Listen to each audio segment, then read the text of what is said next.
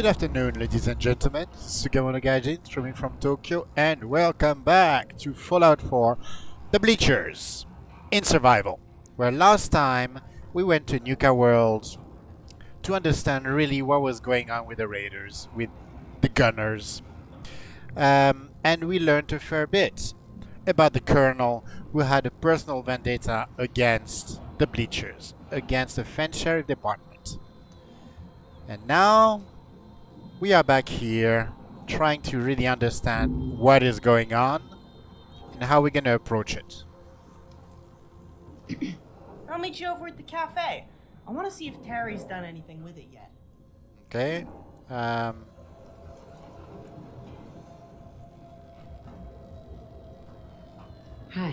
What?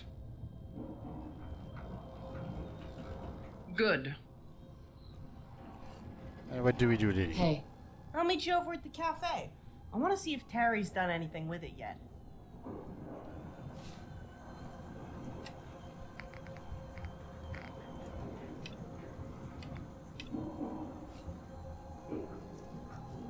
Take a seat. Let's take a seat. Hey, who pushed all these tables together? Terry! Oh, you must be Gary's new girl. We haven't met yet. I'm Crenshaw. Gary and the others from DC call me Iggy, so you can too. Terry! Very nice to meet you, Terry. Any friend of Gary's is a friend of ours. Terry? Not at all. It's fine. Just not used to seeing anyone really give a damn about this place. Those tables haven't been moved since I've been here. What's the occasion? Terry! Aw, that's so sweet, Terry. And creative, I'll give it that. That was very thoughtful of you, Terry. We are honored to be part of your grand opening. Well, this explains why Gary told me to get down here. Mind if I join you? Not at all. Please do, Whitworth. So you're Terry, huh? Nice to meet you. Terry? Of course, where are my manners? I'm Whitworth. I live 2 doors down from you. Welcome to the neighborhood. Terry? The boom booms, bang bangs, and stabby stabbies. Gary doesn't have much use for my store, but my customers keep him in business. Ha! That's weapons dealer humor. Terry? This looks like an entirely new cafe. Very impressive. Terry? I agree. This room was in need of a makeover. God damn, Terry. This is some serious gourmet shit. Fuck me. I haven't had coffee this good since before the war. How'd you get ground so fresh? Terry? Good coffee is essential for morale. I'm glad we finally have some. Terry made quite the impression during her debriefing with Lieutenant Dan and I. Thank you for bringing her home safely, Lily. It was my pleasure. And well worth it for coffee like this. So, you guys ever figure out what those raiders wanted with all those vault supplies she had for the department? They were loading them on a boat. Terry. Lieutenant Dan reached out to Bunker Hill to try to find out more information on them. We heard back from Kessler. Lieutenant? If Kessler was a good leader, those raiders would have been dead years ago. Just thought I'd throw that out there. Yes, Kessler relayed some very useful information about this gang. Unsurprisingly, she has dealt with and paid ransoms to them before. Apparently, kidnapping and ransom of paying Bunker Hill customers is their MO. Customers who have yet to settle their bills with Bunker Hill. If the customer owes Bunker Hill 1,000 caps, they will ransom their victim for 500, for example. And Kessler usually pays. It would seem, Terry, that your idea of hiring Stockton to move your cargo is what saved you from their other MO. Terry? That being if they kidnap someone who doesn't owe Bunker Hill money or Kessler doesn't pay? Exactly. These raiders are widely known to sell said kidnapping victims to the gunners for 100 caps, everyone assumed for slavers.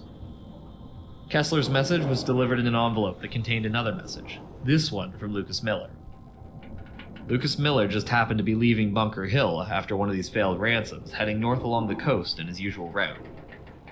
He saw one of these exchanges take place from a distance. The raiders accessed a door with a keycard and entered.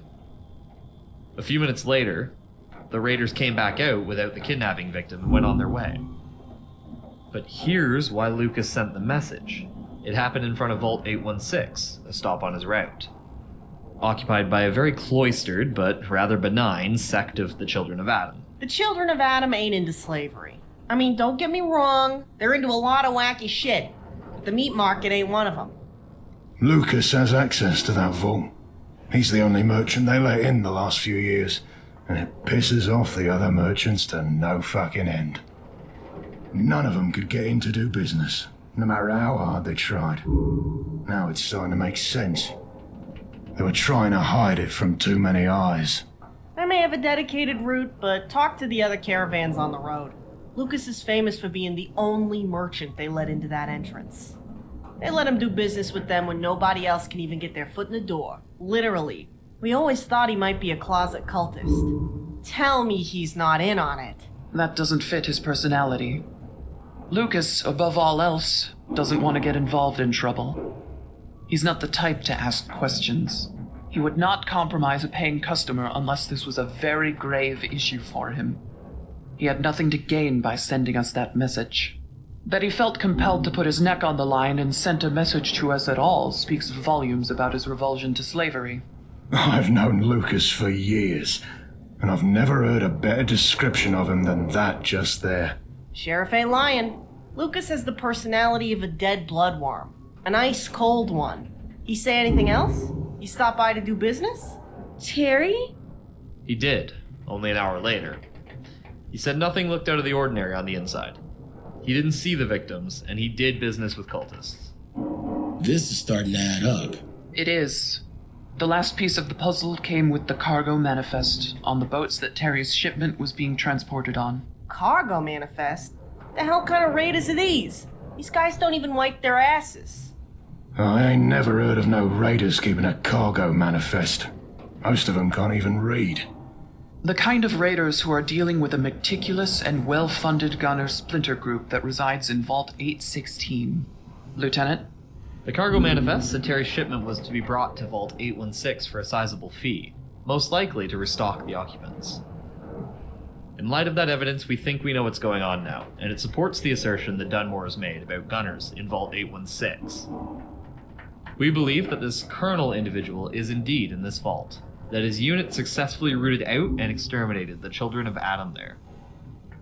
In order to avoid suspicion, they've kept up the cult facade. So well, in fact, it fooled Lucas Miller. We know that he had an entire group in Vault 75 devoted solely to kidnapping for the Institute, which was shut down by Crenshaw and Lily's sidekick. We feel he's doing the same with these kidnapping victims. His need for funding only gets more dire with each setback we deal him. You can say it, Dan. We turned those fuckers into a pile of hamburger in that tunnel. Trapped them like rats in a meat grinder.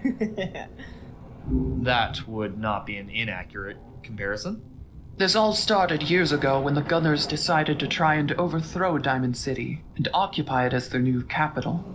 And failed. By now it's safe to assume you've all heard the story of what we did to those Gunners and why they've never attacked since. This colonel was tasked with the operation. He recruited whole families of Gunners to join the assault. The intended new occupants of Gunner City. It would seem we then killed and hung entire families of Gunner POWs, including the colonels when we repelled the assault and sent them a message. Without a shred of irony, he has taken this personally and made it his duty to take out our organization, even splitting from the Gunners to do it. His plan was funded by the Institute in return for kidnapping victims. A task handled by this O'Brien Crenshaw killed in Vault 75. Except O'Brien got greedy and disobeyed orders to stay away from us. Orders intended to keep from arousing our suspicion. His unsanctioned kidnapping of Lily garnered our attention like no other kidnapping victim would. When O'Brien's files were compromised, this colonel had to move up his timetable. Which brings us to the herbicide in the cistern water. A dead greenhouse alone could have ended our organization, if not for the electrolytic detectors in the water purifier shutting down delivery. The greenhouse is the lifeblood of our organization and our most important asset. And we were only a few gallons of water from losing it. Measures have been and are being taken to ensure this never happens again. But we're only here because we got lucky, not because we were prepared. Apologies. I am very angry with myself over the entire situation. Moving on. We traced the ID card used to access the cistern to a deputy who was killed on the east side of Boston some months ago. As Lily knew a resident in the area, we sent her to ask questions. She and her sidekick stumbled upon the unit tasked with poisoning the cistern. And ended 'em like yesterday's news, is what I heard. Good going, Lil. I'm just sorry I didn't get to hang any of them. I'm just glad you were okay. The intel Lily recovered revealed the scope of this operation, and a number of other clues, but did not help us locate the Colonel, so we had to wait. The next stage of the Colonel's offensive was the occupancy of the Atom Cat's garage as a diversion for attacking our front gate. We were able to take the garage back and repel their assault thanks to some brilliant tactics planned by Dr. McClintock. She's gonna be the best maid at my wedding. Maid of honor. Terry. Whatever. It's amazing we get through any briefing, much less these informal ones. Sorry. We repelled that attack, due in part to those tactics which let us take the Atom Cat's garage with a smaller force. As Lily observed, the attack on our main gate ended with them trapped in a tunnel under the police rationing site. We took no prisoners. What happened to that one you took? I saw her in the jail cell when we got back with Spears. Her information proved vital in locating the Dunmores. Once we were sure it was correct, we did what we do to gunners. Which brings us to the Dunmores, where we discovered that the Colonel is residing in Vault 816, most likely having slaughtered the original occupants. These revelations about the raiders that kidnapped Terry, as well as Lucas's message, all support a gunner presence there as well. Confidence is extremely high, and we are done sitting and waiting for him to move. All right. So, what are we doing? I have no idea. The place is reportedly a fortress even before you reach the main gate door. The cultists were very concerned about persecution. What I do know is that charging headlong into situations like this and pushing every flashing button we see is never the best approach. It's always worked for me. We need to formulate options, unconventional ones. So, if you will all excuse us, Lieutenant Dan and I must meet with Dr. McClintock. Terry, this coffee was superb. We are lucky to have you. I hope you have a successful grand opening. Terry. Lily, report to my office with your sidekick in 24 hours. We may need you again. I get to do the work again? When are you gonna start paying me? Why this time? We do pay you, and well. Oh, yeah. You know how important PSYOPs and public relations are to the functioning of this organization. The general population knows the faces of my lieutenants by design. It serves us well in both diplomatic and military efforts. That makes the two of you my most experienced fighters, with faces the Colonel's men won't instantly recognize. If there's a front to our operation, it will be the two of you. So rest well, enjoy your ample pay, and report to me in 24 hours. Understood? I got your back, Lily. We all do. Heck, that's a pretty damn good reason. Okay then, see you tomorrow, Sheriff. Until tomorrow, then. So, Terry, you know me and Gary are best buddies, right? You told me a bit about you, but I want to hear your side. Terry? Well, I guess at the beginning. Gary doesn't get out much. He's a healer, not a fighter. How did he meet someone from a vault so far away? Terry! Really? And that's how you guys met? From hundreds of miles away? Yeah, it's one of those things that sound like common sense after you hear about it. Terry! Hey guys, we heard about a grand opening. Mind if me and Gavin join you? Terry! Oh yeah? Sure. Let me make some room. How's it going, guys? Evan said we were crowding him, so we're headed over here. He wanted us to know that he's a big boy now and doesn't need a babysitter. Oh, he's over there right now? I gotta remember to go say hi. Speaking of, we asked him if being a big boy meant no more bedtime stories. He definitely still wants his stories, so I'm sure he'd appreciate that. I'll make sure to get one when I say hi then. Tari was just telling us how she met Gary from so far away. Oh, yeah? Well, how'd you do that? Terry! Really? Well, why the hell didn't I think of that? No shit? And I thought Barb was an out-of-the-box thinker. Language.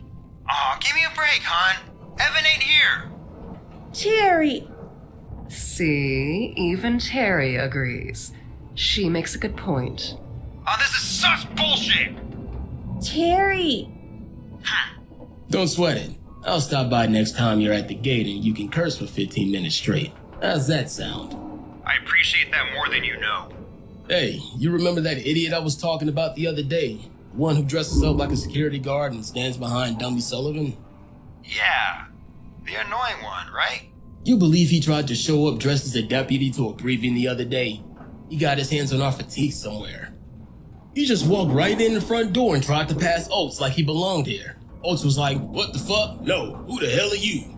No way! Yeah, he got plastic surgery again. We only pinned him because of his voice. Oates made him strip off the uniform right then and there. Then he made him walk out the front door in his tidy whities at gunpoint. I thought I was gonna pass out. I was laughing so hard. Ha! I gotta shake Soak's hand for that one. He's my new hero. So, Terry, if that's how you met Gary, how'd the two of you, decide to become a thing? At least, when did you know? Terry! Well, we came from almost as far north as you, an island called Far Harbor. Terry? That's a long story. We were raised in two different camps.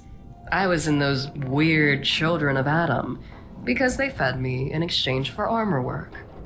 Gavin was part of the local village, and to say the two communities didn't like each other was an understatement. They shot each other on sight. Terry? We met by chance. Each of us was away from the community doing our jobs, and, well... I totally boned her in the woods. Ha! Nice. Was it a hardwood forest?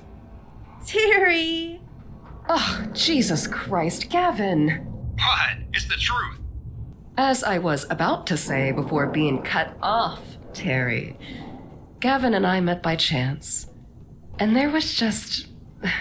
well, you know when you know. And when we saw each other... I knew it the moment I laid eyes on her. She was taking a bath in a pool, naked as a mole rat when I stumbled into the clearing. Ignore him, Terry.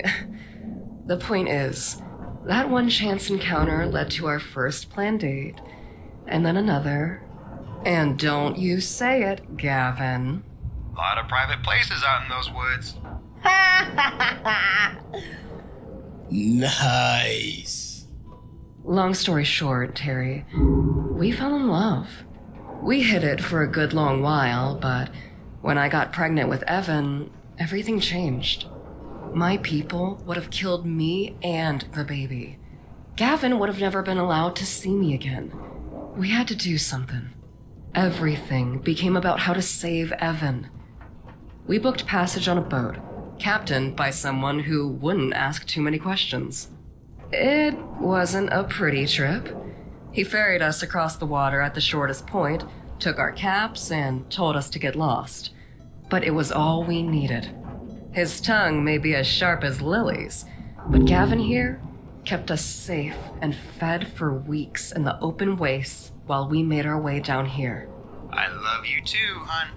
That there's a real nice man, Luna. You hold on to him. You have no idea, Crenshaw. Him standing over me and Evan while I was giving birth, blasting those synths to hell with Lily. It's getting a little hot in here. Terry! Surprisingly sexy in retrospect, given the circumstances, Terry.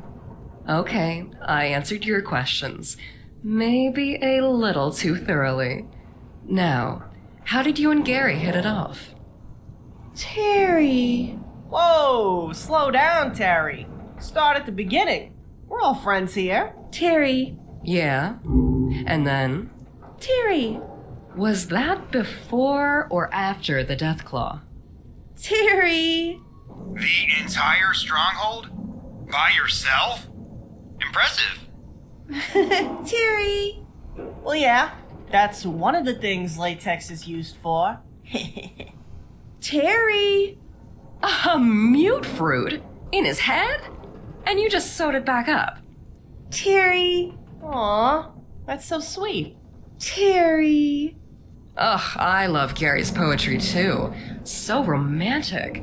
No wonder you fell for him. Terry.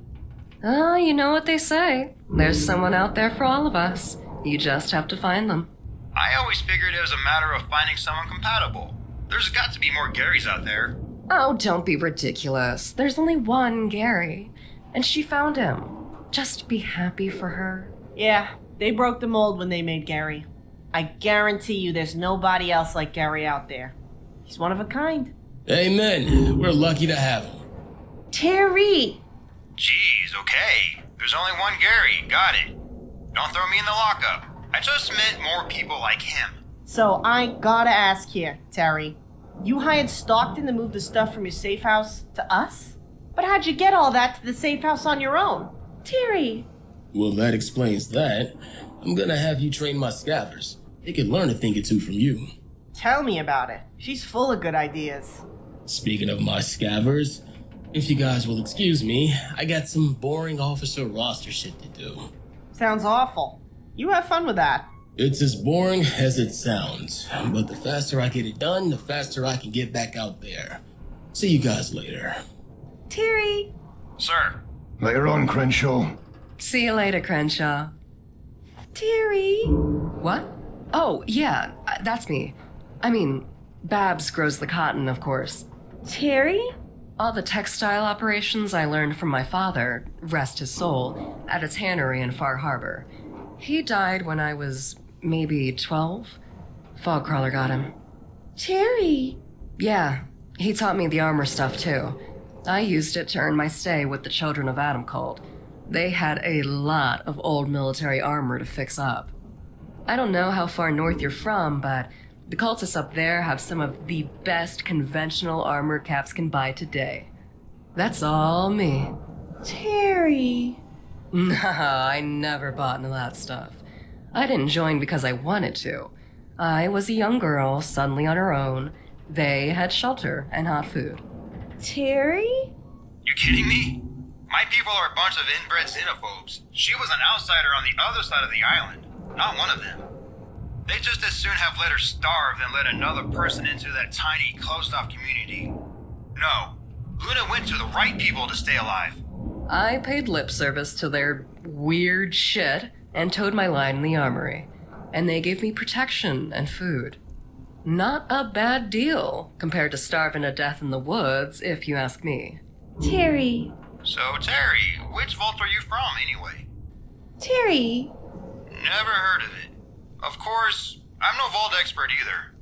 Where is it? Terry. Dang, it's a long haul. But the Gare Bear's worth it. Hey, I know where that is. That's way up north in the Annex Zone. I've never been there, but I heard caravans mention it from time to time. And it's still functional? That's only the second one I've ever heard of still working. The other one is Barb's old vault. That's up north in Canada. That must have been one of the last vaults made. Most were commissioned by the government before the annexation. Probably explains why it's still working. Terry? Well, you figure if Vault-Tech had built almost 100 vaults in this country by the time they started on yours, that means they had the time to learn and perfect the technology, materials, and techniques. Vault-Tech didn't half-ass construction, just everything else. Your ancestors didn't have to go through some sort of ordeal and get chopped into food for a Vault-Tech experiment, did they? Terry. What sort of genetic experiments? Terry. What's that mean? It means they made copies of living things, I think. Probably for livestock and crops. I've heard Babs use the term before. We should ask her. Yeah, that's exactly what it means. Well, I'm glad you got your ass out of there before they did any weird genetic stuff on you. Oh, hey, look who it is! Gary. Terry! Hey, neighbor, what's happening? Terry! Yeah, you got an amazing girl here, Gary. Definitely a keeper. Terry! Yeah, she told us that already. I'm really happy for you, Gare Bear. This looks like it's really working out for you. Gary. And we love having you, Terry. And I have to add, this coffee is amazing. Gary? England. Gary? It's across the ocean, in Europe. Well, what's left of it. Gary! I didn't. I came here before the war for a business trip. The bombs delayed my return flight by over 200 years. Gary! Yeah, I ain't never heard nobody who sounds like Whitworth either. Terry! Whitechapel Charlie. He's about as English as the Chinese. Assembled in Kansas from parts made in Mexico as a Mr. Farmhand he was. The thing talked like a bleeding redneck for 150 years before Hancock uploaded a new personality and put him in the third rail. But there were a lot of countries that used that language. They all sounded a little different. England, Boston, up where Terry's from, you name it. I can even tell you what part of London you're from by your accent. If there was anyone else here from London. Gary! Yeah, really bad timing. I was set to fly home the day after the bombs. Instead of seeing my family, I got my green card. The what now? Green card. It's what the government gives foreigners to show they're allowed to stay in the country for as long as they want. It's just a bit of a bad joke. It's just been stuck here for 2 centuries. It feels like 100 lifetimes ago sometimes. Gary? I was a private contractor for the Foreign Office. Things weren't going well for us back then. The European Commonwealth had dissolved. There was a war with the petrol countries who were strangling Europe out of the market. That only led to more resource wars. It was every country for itself by then. And this country needed weapons badly for its own war. Weapons my government would supply. In fact, this country needed so many weapons that if the Chinese knew just how many we were sending over, they would have nuked us first. That's where my part came in. China warned my country not to supply the weapons, but we supplied them anyway, through unofficial channels. Me. The day before the bombs, I was in the Boston Federal Courthouse to ink a deal for literal shiploads of weapons to this country. Little did I know weapons would be raining down all over the planet before I could finish my trip and get back home. Gary? That's exactly why. I was a quartermaster in the military and knew my way around shooters more than most people. It was the only real skill I had after I got discharged for behavior unbecoming of His Majesty's service. It got me a job working for the very active and very profitable contraband arms market, with some rather unsavory characters. Ironically, that's why I got tapped by the Foreign Office. They needed my weapons knowledge and morally flexible contacts. It sounded like a good job to me. Get first-class travel, see where Elvis lived, experience your country for a bit. You know what I mean? Gary? Elvis? The king. He was from this country, lived over 300 years ago. He was a singer and songwriter, real popular with the biker gang I ran with. In fact, running with that gang got me into so much trouble, I had to enlist in the military to avoid prison time. And because McDonald was a dumb fuck, you're with us now. Fewer fleas up here than in field anyway. Gary? Oh. I had 2 beautiful little daughters. My wife was the best mother to them. They were perfect. The sad part is, I think about them every day. But after 2 centuries, I can't remember their faces or the sound of their voices anymore. Oh, I'm so sorry, Whitworth. Gary? I couldn't have said it better myself. I know. I came to my peace that I'm never going to see him again, alive or dead a long time ago. Doesn't stop me from wondering, though. Don't get me wrong, I'm very grateful for you people. And you're my new family. I never thought the species would last this long after the war, much less be sitting around a table drinking Luxabrew coffee 2 centuries later. You got something nice going on here with this stadium. The greenhouse, food, and those kids.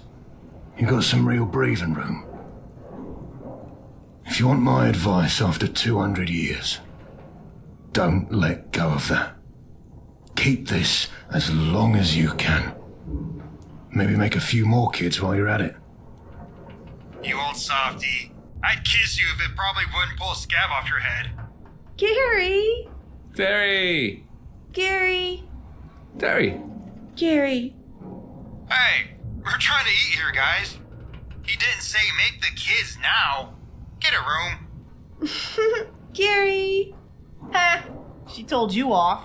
She's got a sharper tongue than you do, Lily. Not possible. I gotta agree with Lily here. Hey, Linda, how's it going? Hey guys.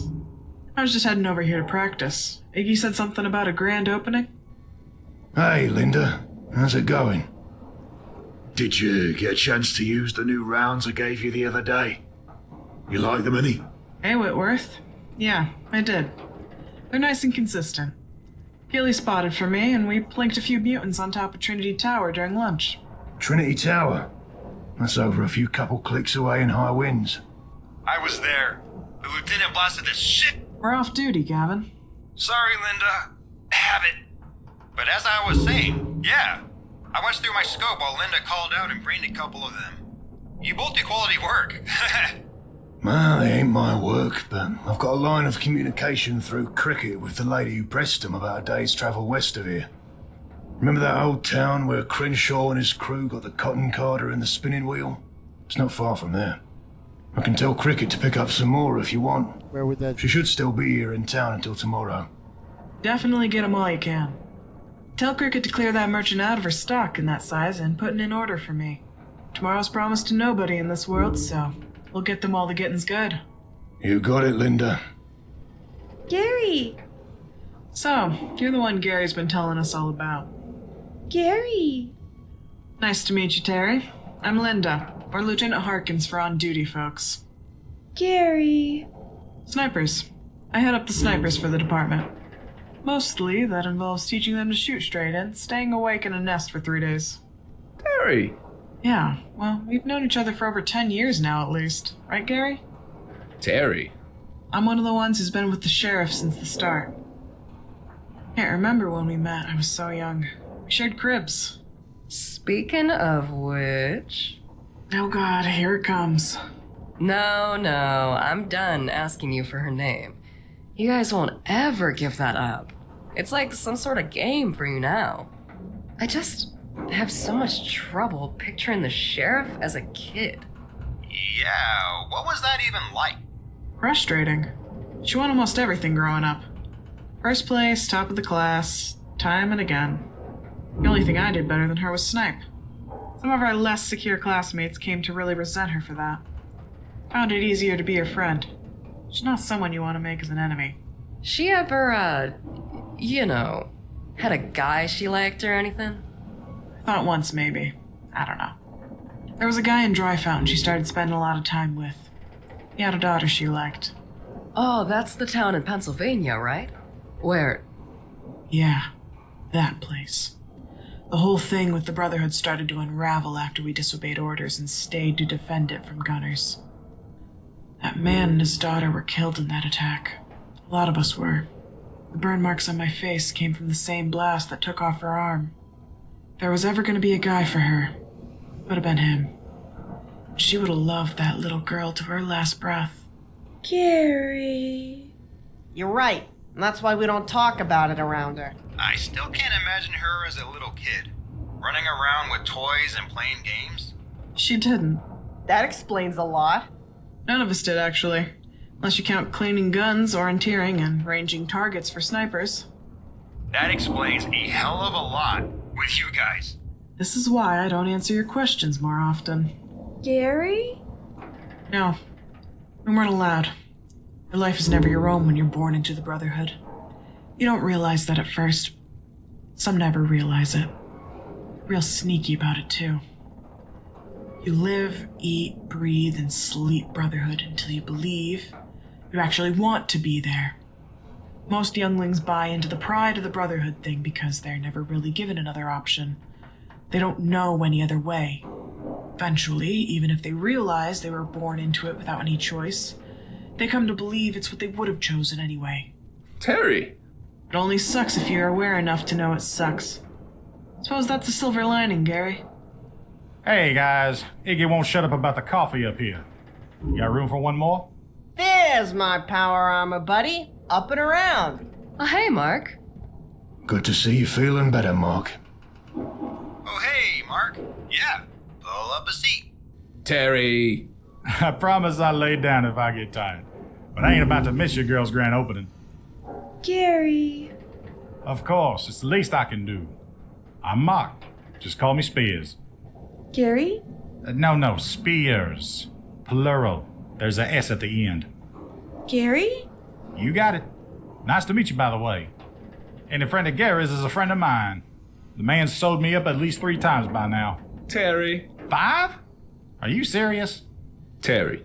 I remember all 5 of the ones he's talking about, Mark. Sorry. Well, that just means I'm tougher, is all. What are you guys talking about, anyway? They were pressing me to spill info on the sheriff. Again. Oh, is that what today is? Yeah, so it's your turn to deal with them. Came here to practice anyway. You're playing, Linda? Nice. I am indeed. So if you'll excuse me, I'll be right over there. Gary? Oh, yeah. Most of the Brotherhood officers know an instrument. Or at least they used to before they gave it up after graduation.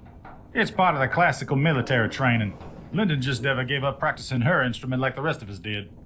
Hell, she even learned a couple more. Gary! It's very impressive. She relieved a lot of stress and passed a lot of time for the entire squad over the years doing that. It feels like home. Gary? I head up the mechanized units. I'm the power armor guy. Spears likes power armor almost as much as me. Almost. He really tricked out my whip. Gary! Oh, it means he put a lot of mods on my frame and shell. When your job is to keep the rest of the department in power armor, your own set quickly becomes the most important one of the bunch. Oh, God. Here it comes. Never ask Lily about her power armor, Terry. Hey, Lily. Why don't you go pay Evan a visit before you get to talking about your power armor and can't stop? Well, that's one way to tell me to shut up, I suppose. And a damn effective one. Little guy's in his room, you said? Yep, he's a big boy now. He's even taking visitors.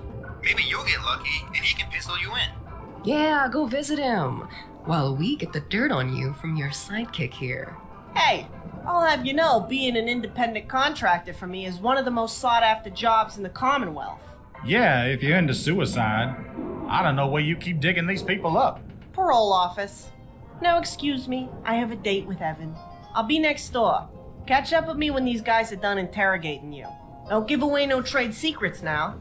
Beautiful song, Linda. Thanks for playing it. My pleasure, Lily. See you later. Sounds like a good time to make my exit as well.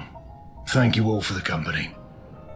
This was excellent coffee, Terry.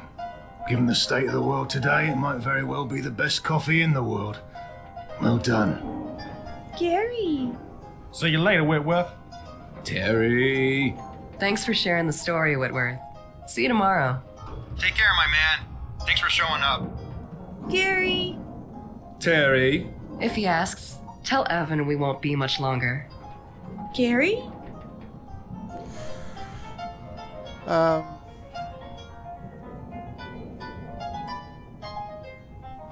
Let's give her the vault-free story. Gary. Nobody here is gonna give it to you straight. But you've signed up for one of the most dangerous jobs in Boston. I love her to pieces, but Lily's fucking crazy. I have no idea how she stayed alive this long. I just know her sidekicks never do. Terry! I've known her for a while. She's the fucking luckiest person to ever walk the face of the earth. Born under a good sign or something. Probably has a guardian angel to boot. She has a guardian angel, a T-53 Mach 6 power armor lining, a targeting software suite with eyepiece, and a second-gen EXC-17 servos in her frame. The sheriff was pretty clear about where we put the resources. Lily could hug a mini nuke when it went off or bench press a bus, no problem. I can guarantee you no other power armor I've seen in all my years has 2 fusion cores for ripping a turret off a tank or throwing boulders. Best single unit I ever made, including Brotherhood Elders and the sheriff's power armors. Gary! Yeah, that's a pretty damn good guardian angel. So you rolled with enough of us now. What do you think of our little organization? I hope we made an impression.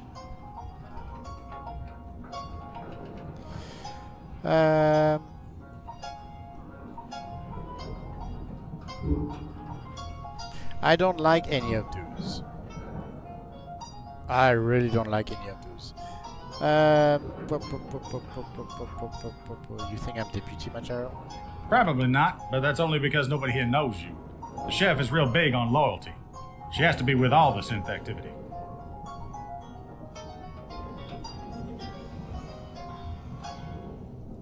I don't like any of those. Okay, let's go with... Why is the sheriff such a jerk to me? The one who had me outfit a T-60 with scuba gear and all the bells and whistles for you without you even needing to ask? You mean that jerk? The one who gave you green zone access and the biggest room in the house on Lily's word? Because I want to make sure we're talking about the same jerk. Exactly. You're coming up against the famous Sheriff Dry Humor, buddy. That means she likes the job you're doing. Not everybody gets that treatment. You have to work with her for a while to get on the same wavelength, if you know what I mean. She lets Oaks handle most of the new visitors. You wouldn't be here or at any of these briefings if she didn't think you could keep your powder dry. I agree. I know it's hard to believe, but that is her joking around. I don't know how she keeps the straight stone face the whole time. Frankly, I love her. She would be a great companion. Alright. You guys are really making a difference. And yes, they are. Actually, more than the Minutemen. Glad to hear it. Not everyone appreciates how paranoid we are. Terry? Gary! Terry? Terry? You too, Gary. Take care. Later on, Gary. Bye, Gary. So Iggy says you guys struck pay dirt on the gunner that poisoned our water and took the Adam Catch hostage, huh?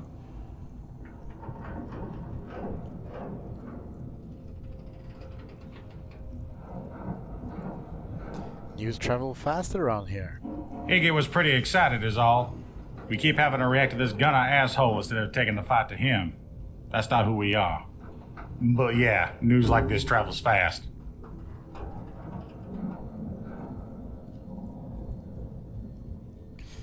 I don't know how many people need to know about Vault 816. Alright. In any case, you went to Nika World.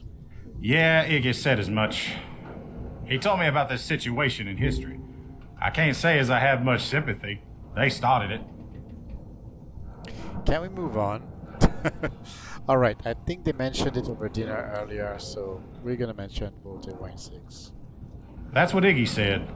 Something about a giant vault that used to be inhabited by the children of Adam. Terry?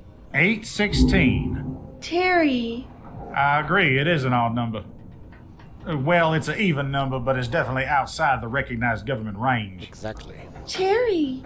I don't suppose it made the trip with you from your vault? Terry.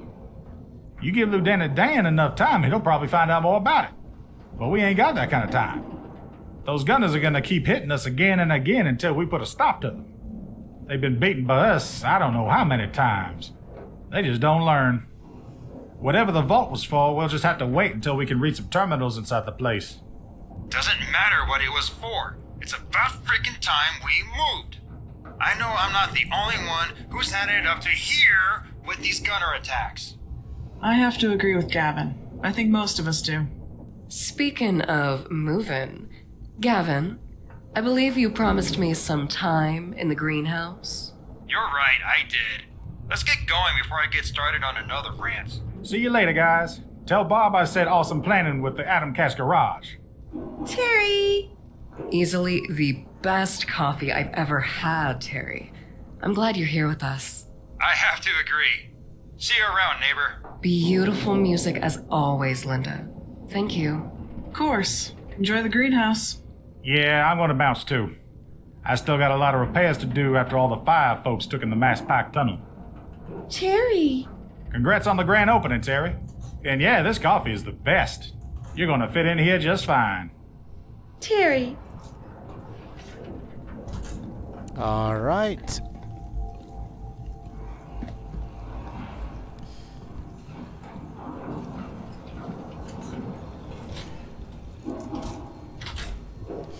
That was a pretty long monologue, so let's go and see Lily.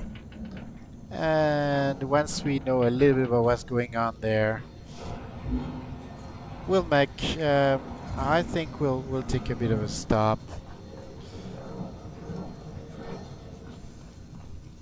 Alright, Terry, what do you sell? Hi. Terry? Show me what you got. Terry! Alright, what do you get? 8. A bit of ammo. Alright. What do you get here? Bread. Oh wow.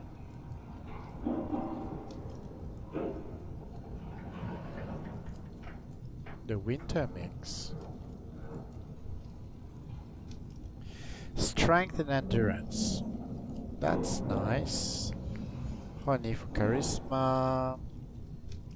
You know what? I'm swimming in caps. Let me buy that. No, not the gumdrops. Not the gumdrops. The honey. Always good to get a bit of charisma. Anything else? No, that's the one. Nah, that's it.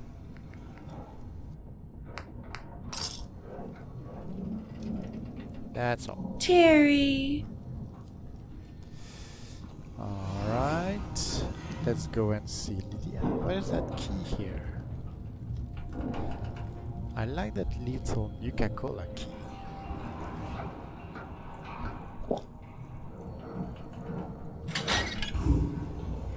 Wow, that was a great story, Aunt Lily. What happened to the other 3 pigs? Well, the wolf walked right into Quincy Pig's front door, 'cause the guard was drunk and feeling sorry for himself, wishing it was like old times. The wolves got rid of Quincy, and just like that, they moved into his house. Little Bunker Hill tried to pay off the wolves, give him money not to hurt him. The wolves kept coming back and demanding more money. So Bunker Hill never really got rid of his problem. One day the wolves are gonna ask for more money than that little piggy has. And that won't be a good day for Bunker Hill, his friends, or his house. And the most successful pig, Little University Point, got into trouble with a different and much stronger wolf. He never gave up and fought as hard as he could, but Quincy Pig screwed him over and never showed up to help. In the end, University Point, well, I guess he burned down his own house with him and the wolf inside rather than give it up. Not bad if you ask me. Tell me about the 4th pig again. You like him, huh? He's my favorite too.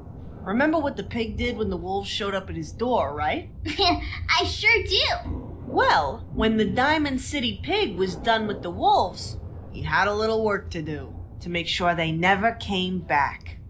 He got the very same nail gun and chainsaw he used on the wolves, and he took all those wolf bodies and he built his house out of wolf skulls.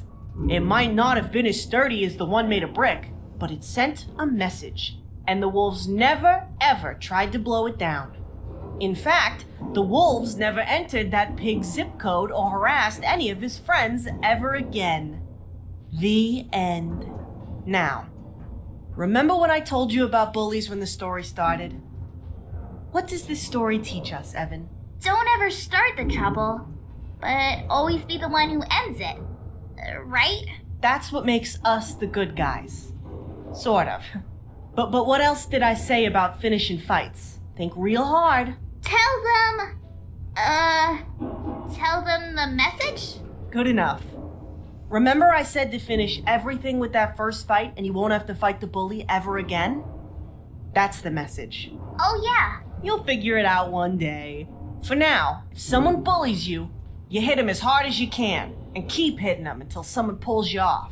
I will, Aunt Lily. Gotta go now, Evan. Remember, you're in charge until Mom and Dad get back, okay? I got it under control. Don't you worry. Alright, I like that little piglets version. Hey, Lily. Hey there. Hey, what's up? Coffee's all done? Yes. Let's hang out until the briefing. Sounds good. Let me jump into my can first and we'll roll. Bye, Aunt Lily. I love you. Aw, you're making my heart melt. Love you too, Evan. Remember to stay safe. Alright. Now,